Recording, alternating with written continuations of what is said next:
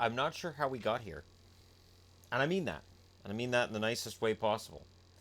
The Vegas Golden Knights at the start of the year were a good story. And most hockey fans agreed it was a good story. They'd cool off. They might make the playoffs, maybe as a wild card. Can't see them being top three in the division. The California teams are really strong. Fast forward months later, here they are. They're number one in their division. And how did they get here? Well, first thing that pops out when you look at their stats is there's 5 guys with 20 goals, and there could be 6 by the end of the year. That's not a small number. Not in today's NHL. Marchessault with 25, Carlson with 40.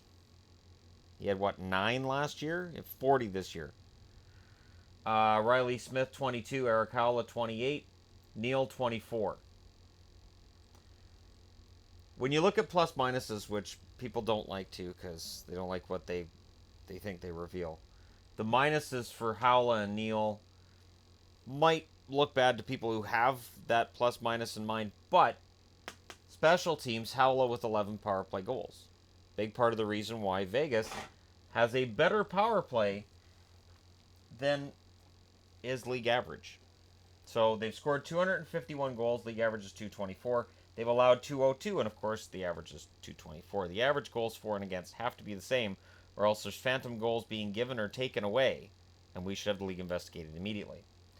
Power play, 19.99% is the league average. They're at 21.83. Penalty kill, league average, 80.01. Again, that has to equal 100. And they're at 81.36. Save percentage league-wide is at a 913, which is 2 percentage points below where it was last year, I believe. And they're at 917. Fleury, 2.12 goals against, 931 save percentage. Subban, 2.51 goals against, 917 save percentage. And of course, it's at a 917 overall because when you factor in Dansk and you factor in Legacy, it drops. Legacy's save percentage was not very good. The thing is, while Legacy was their goaltender, guess what? Vegas scored a bunch of goals. Vegas knew this guy isn't an NHL ready goaltender. We're going to have to score a lot of goals tonight, and that's what they went out and did. This is a team that has 1, 2, 3, 4, 5, 6, 7, 8 guys with 10 or more goals. And Nosek has an outside shot at it. Carpenter can get there. And you've got all of these really, really good stories. Now, most of them are first day Vegas Golden Knights. But there are a few that aren't, that are on here. Like Carpenter and Tatar, who was added at the deadline, are 2 good examples. Now, Tatar's only had 3 goals in 14 games, but he has the potential. He has the potential to be a 30-goal scorer. And I look at his totals right now and I say, well, I'll give him the benefit of the doubt only because he was having a down year before Vegas got him. And with a fresh training camp in October, he could be good. But here's the thing. Going into the playoffs, you add Tatar to this list of very solid forwards. If Tatar had been here all year, he would have had 20 goals for Vegas. So this doesn't include the amount of goals Tatar had in Detroit. Otherwise, I can say, yeah, they've got 9 guys with 10 or more goals this year. It's crazy. And I think what's even crazier is before the season started, I was guessing on how many goals would be scored by their blue line. And I said, this blue line can score. But Jason Garrison was the example I used, and he scored nada. What I didn't see coming was that Schmidt's 5 goals, Miller would have 10, Theodore 5, Englund would also have 5, Hunt with 3, McNabb with 4, Biza got 2, and there's Merrill with 1 down at the bottom. They've had decent production from their blue line. This is not a fluke. This is why when people say, they'll just fall back next year. Maybe. Yeah, maybe. Or maybe you're going to add Cody Glass and Nick Suzuki to this lineup next year and they're going to get even better. Part of the reason they were able to trade the number 1 draft pick and a couple other draft picks for Tomas Tatar is because they have a pretty good young team and they have pretty decent prospects still to come. This team is only going to get better on paper. Sometimes getting better on paper doesn't mean you're going to get better on the ice, but at the very least, Vegas has a team that looks sustainable. League average age is 27.8. Vegas Golden Knights, their average age, 27.8. So they are right in the middle. And yet they've scored more goals, they've allowed fewer, they've had better goaltending, they've had fantastic offensive production.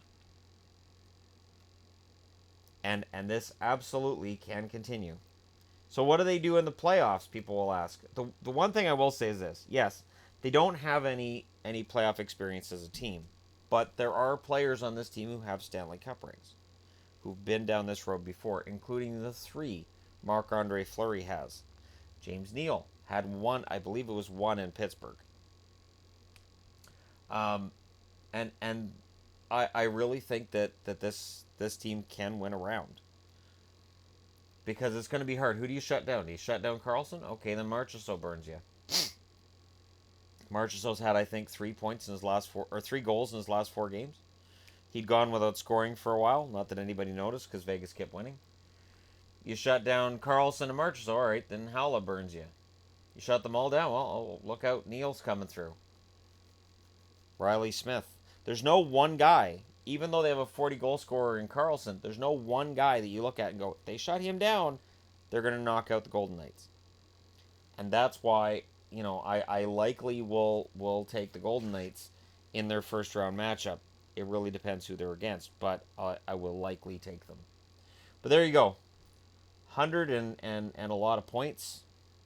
100 at all. It's just, nobody predicted that at the start of the year. The most optimistic Vegas fan was like, well, if we're in the mix, maybe we can get into, a wild card, and everybody would have laughed at them. Nobody saw this coming, and it's been special. And I think part of what got this ball rolling was that there was a tragedy in Vegas before the season started, and I think the emotions of that started at the genesis of the season. And they haven't rode it from there. It's just their record was really strong after those first 10 games, and the team's confidence went up. And now this is a genuine solid team. It's been fantastic, and it should have fans in Seattle, and there are fans in Seattle. Look at that ticket drive. Fans in Seattle kind of salivating and wondering, well, what can we get? What kind of Marchessault, Riley Smith goodness is waiting for us? Because there will always be contracts that GMs are like, I just want to get rid of this contract, not looking at what it might do to their team and not necessarily looking at the players they're giving up. It happens all the time. But let me know what you guys think in the comment section below. Again, congratulations to Vegas for doing what really isn't supposed to be done in a team's first year in the NHL. Hit like and subscribe if you're browsing your way through and you just happened upon this video. And thank you guys so much for watching. I'll talk to you again soon.